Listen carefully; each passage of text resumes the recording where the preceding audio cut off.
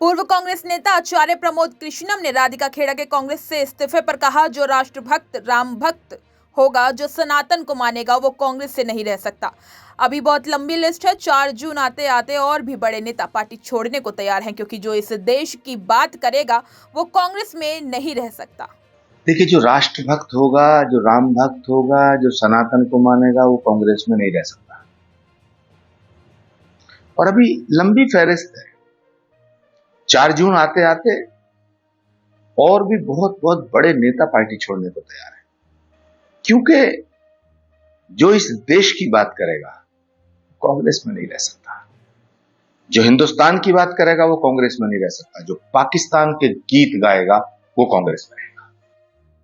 मैंने स्वयं जांच की और रिपोर्ट भी भेज दी है। उन्हें थोड़ा इंतजार कर लेना चाहिए था, देख लेना चाहिए था कि न्याय मिल रहा है या नहीं। इतनी जल्दबाजी क्यों? राधिका खेड़ा भाजपा की लिखी हुई चिट्ठी को पढ़कर प्रेस कॉन्फ्रेंस कर रही हैं। उनकी सुनी जा रही थी, इसलिए हाईकमान ने संज्ञान में लिया और जांच करने का निर्देशित किया, और मैंने स्वयं जांच की और रिपोर्ट भी भेज दी है। थोड़ा इंतजार कर लेना चाहिए था उनको, और इंतजार करके थोड़ा देख लेते उनको न्याय मिल रहा है कि नहीं मिल रहा है। अगर नहीं मिल रहा था न्याय, तो उनके पास कई रास्ते हैं न्याय पाने के लिए, लेकिन इतना जल्दबाजी क्यों?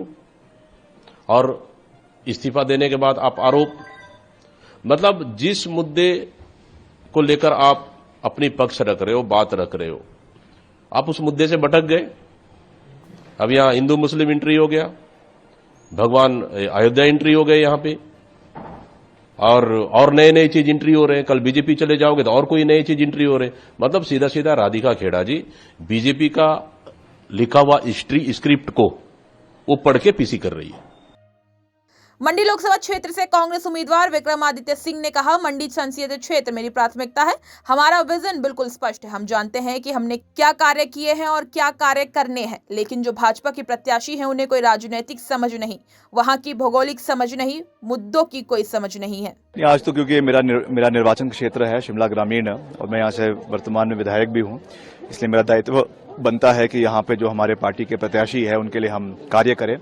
इसके लिए हमने पार्टी के सभी कार्यकर्ताओं को आज यहाँ बुलाया है, और भी जहाँ पार्टी कहेगी वहाँ पे हम जाएंगे, पार्टी के लिए पूरे मजबूती से कार्य करेंगे। मगर क्योंकि मैं खुद भी कैंडिडेट हूँ, इसलिए प्राथमिकता मेरी जो है वो मंडी संसदीय क्षेत्र है, और मैंने अभी तक लगभग 17 में से 14 विधानसभा हलकों का दौरा कर लिया है। अगले कल भी मेरा मुख्यमंत्री जी के साथ कुल्लू सदर का और आनी का दौरा है, और वहाँ पे बड़ी जनसभाओं को संबोधित मुख्यमंत्री जी करेंगे। और हमने जो विकास कार्य वहाँ पे किए हैं, और खास करके आपदा के समय में जो हम दिन रात वहाँ के लोगों के साथ खड़े रहे, क्योंकि आपने देखा कि आनी में एक बहुत बड़ा डेवस्टेशन हुआ था। पूरे देश की मीडिया ने उस समय देखा कि पूरी की पूरी मार्केट जो है वो एक like a pack of cards जो है वो नीचे गिर गई थी। तो वहाँ पे हम उनके साथ रेस्क्यू मिशन में, ऑपरेशन में उपस्थित रहे, और हर सहयोग सरकार की ओर से दिया गया। वैसे ही कुल्लू में भी जो डिजास्टर हुआ, हम दिन रात वहाँ लोगों के साथ खड़े रहे। तो ये चीज़ हम लोगों को बताएंगे। बाकी और भी जो विकास कार्य सरकार कर रही है उसके बारे में भी जानकारी दी जाएगी। 1500 जो हमारी पेंशन महिला सम्मान निधि है वो बिल्कुल साफ है कि उसको हमने जारी करना शुरू कर दिया है। उसके लिए फॉर्म हर जगह पे भरवाए जा रहे हैं, और इलेक्शन कमीशन ने भी उसकी अनुमति हमको दे दी है। और 6 जून को ये ऑफिशियली सभी प्रदेश के हर इलाके में शुरू हो जाएगी। अभी जनजातीय क्षेत्र में मिल रही है, और उसमें अप्रैल और मई का महीने का भी 1500 मिलाकर यानी 3000 रुपए वो हर महिला के खाते में आने शुरू हो जाएंगे। तो हम प्रदेश के हर वर्ग के लिए कार्य कर रहे हैं, मजबूती से कर रहे हैं। पहले भी हमने कार्य किए हैं। विकास कार्यों को आगे ले जाना हमारा दायित्व है, और मंडी संसदीय क्षेत्र का जो हमारा विजन है उसको मैं कई बार पहले ही जो है वो जनता के सामने, मीडिया के सामने रख चुका हूं।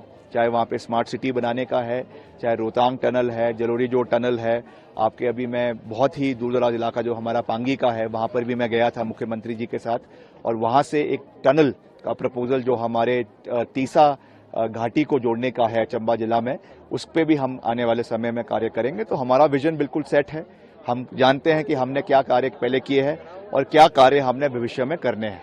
मगर जो भाजपा की वहाँ से प्रत्याशी है विजनलेस है, उनको कोई राजनीतिक अंडरस्टैंडिंग नहीं है, कोई वहाँ की भौगोलिक अंडरस्टैंडिंग नहीं है, मुद्दों की अंडरस्टैंडिंग नहीं है। वो केवल और केवल जो है वो मोदी जी के नाम पे वोट मांग रही हैं।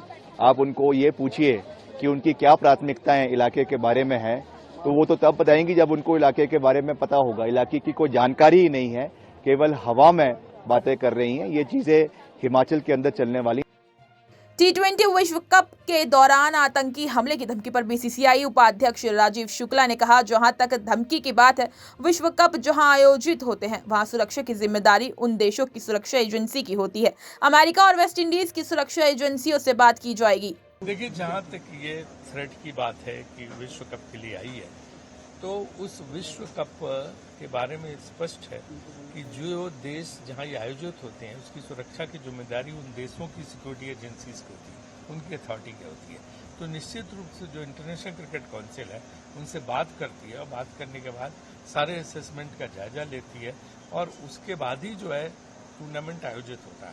तो अगर इस तरह की थ्रेट आई है तो निश्चित रूप से वो वेस्ट इंडीज गवर्नमेंट्स की जो भी अथॉरिटी जहां जहां हो रही है मैचेस और अमेरिका जहां मैच हो रहे हैं, सब जगह वहां की जो सिक्योरिटी एजेंसीज हैं उनसे बात करके कोई निर्णय लेंगे, कोई बात करेंगे और जब पूरी तरह से वो आश्वस्त हो जाएंगे तभी इस तरह के आयोजन किए जाते हैं। तो इसलिए वो निश्चित रूप से सिक्योरिटी का पूरा प्रिकॉशन लिया जाएगा। जहां तक बीसीसीआई का सवाल है, हम भी आईसीसी से पता लगाएंगे कि सब कुछ पूरी तरह सुरक्षित है कि नहीं, तभी अपने प्लेयर जाते हैं। तो हम प्लेयर्स, दर्शक सबकी सुरक्षा के लिए जो भी कदम उठाने होंगे उठाएंगे।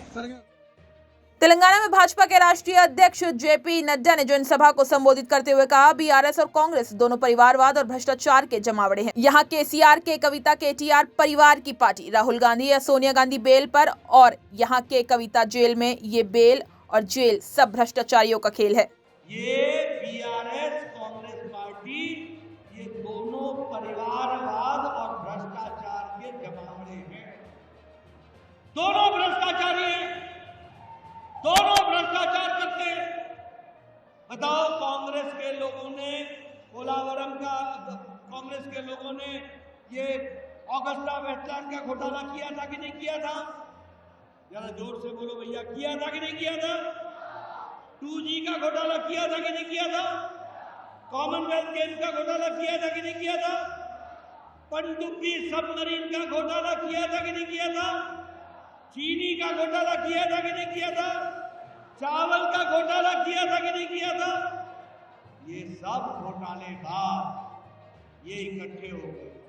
बोलो, ये बीआरएस ने शराब का घोटाला किया कि नहीं किया? आप बताओ, कालेश्वरम इनका एटीएम था कि नहीं था?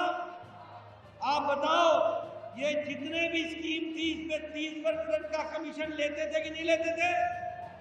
लेते थे कि नहीं लेते थे? ये सब लोग कमीशन लेने वाले लोग, ये सब भ्रष्टाचारी और परिवारवाद। परिवारवाद कैसे? सोनिया गांधी, राहुल गांधी, प्रियंका गांधी परिवार की पार्टी बन गई। यहाँ केसीआर, केटीआर, कविता परिवार की पार्टी। और देखो, राहुल गांधी बेल पर, सोनिया गांधी बेल पर, और यहाँ के कविता जेल में। ये बेल और जेल, ये सब भ्रष्टाचारी लोग इकट्ठे हुए। और आजकल क्या बोलते हैं कि बीजेपी आएगी तो आरक्षण को खतरा है, रिजर्वेशन को खतरा है। अरे चोरी करो तुम, डाका डालो तुम, और उल्टे चोर कोतवाल को डांटे। आप बताओ। हरियाणा के पूर्व मुख्यमंत्री और करनाल लोकसभा क्षेत्र से भाजपा उम्मीदवार मनोहर लाल खट्टर ने कहा, जनता में नामांकन को लेकर भरपूर उत्साह देखने को मिला। हरियाणा की 10 की 10 लोकसभा सीटें और करनाल की एक विधानसभा सीट हम जीतेंगे। उन्हें जनता पर विश्वास करना चाहिए। कांग्रेस के जो अपराधी प्रवृत्ति के उम्मीदवार हैं वो उभर कर सामने आ रहे हैं। आज जनता में भरपूर उत्साह आप सब लोगों ने देखा है। इस प्रकार का उत्साह हर एक नामांकन में देखा गया है और इस जनता के उत्साह को देख करके मैं दावे से कह सकता हूं कि हरियाणा की हरियाणा की 10 की 10 लोकसभा सीटें और करनाल विधानसभा सीट 11 की 11 सीटें एक बहुत बड़े मार्जिन से हम लोग जीतेंगे और 4 जून को 11 कमल के फूल खिलाकर नरेंद्र मोदी जी की झोली में डालेंगे। सर, कांग्रेस कह रहे हैं कि हम जीतेंगे, आप कह रहे हैं हम जीतेंगे, क्या रहेगा माहौल? देखिए, ये जनता बताएगी, ना कांग्रेस बताए, ना हम बताएं, ना आप बताएं। आखिर विश्वास तुमको जनता पर करना पड़ेगा और जनता जो कुछ करेगी वो आपके भी सामने आएगा, कांग्रेस के भी सामने आएगा। तो कांग्रेस के युवा उम्मीदवार 31 साल के और आप 71 साल के, दोनों का मुकाबला है, क्या कहना चाहिए? मुकाबला इतना ही है कि जो अपराधी वृत्ति के कांग्रेस के कैंडिडेट है सब जगह उभर करके सामने आ रहे हैं। एक भगोड़ा उम्मीदवार, एक कोई किसी का बेटा जो है ईडी में फंसा हुआ, किसी का विधायकों का बेटे इनके कैद में पड़े हैं। और यही नहीं, देश भर में जो इन्होंने अपराध की दुनिया को पनपाया है वो सब सामने आ रहा है। जनता को सब पता है, जनता किसको सेलेक्ट करेगी, किसको चयन करेगी, किसको वोट देगी, ये काम जनता का है। जनता के सामने आपके माध्यम से सबको बताएंगे।